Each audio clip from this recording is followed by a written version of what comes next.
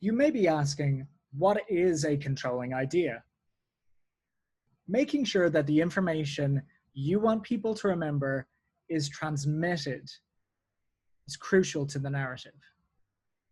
Sure, you can make a narrative funny, surprising, entertaining, but if the message is not clear, you won't connect with your audience, and it's not going to help you or your business.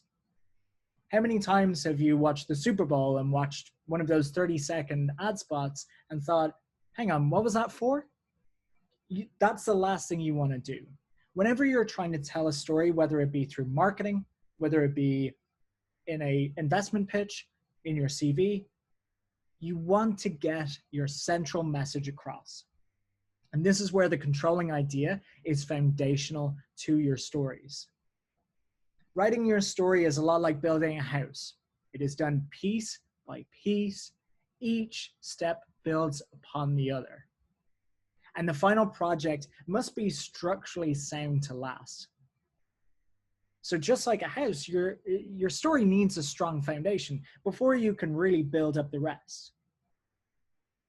If you have a strong foundation and something else within the overall structure starts to crack, you can easily mend that. But if your foundation is weak, the whole thing crumbles in. So developing the right idea is an essential part of the writing process.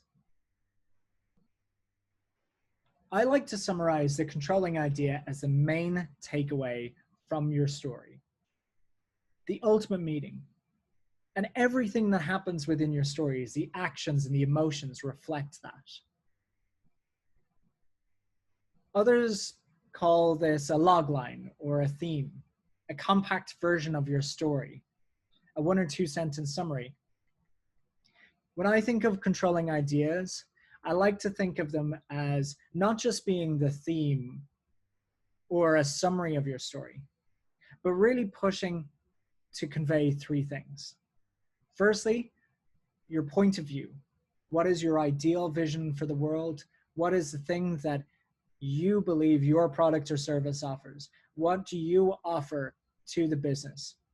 Secondly, an emotional hook, something that is going to make the audience feel emotionally compelled. And the third thing is a purpose, an action that's going to happen next. If I was to think of examples of controlling ideas, let's take camping, for example. Camping is with small children is hard work, but worthwhile. You're conveying a point of view of the world. You enjoy camping with small children, even though it's hard work. You are getting across a positive emotion there. And the purpose, whether it's said explicitly or not, it sounds like your purpose here is go camping. The great thing about controlling ideas then is, depending on the audience, you can tweak your story. Maybe you're saying this to a parent with young children who's never been camping before, and you're trying to encourage them to do the same. Maybe you're actually recounting a story about what it was like to camp with your own children to somebody else, to a grandparent. You can build multiple different stories from this controlling idea. It's the same with the second one here, puppies. Now, I have a dog.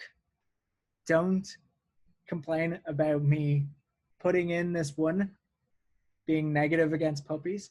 But again, you use a controlling idea, in this case, how a puppy grows and consumes most of your time and your favorite possessions, to get a sense of frustration across. You get the purpose across. Maybe reconsider getting a puppy. So the controlling idea is really the central message that you want people to take away. It's your point of view, the emotional connection, and the next step, the purpose that that audience is going to now take on as a result of listening to your story.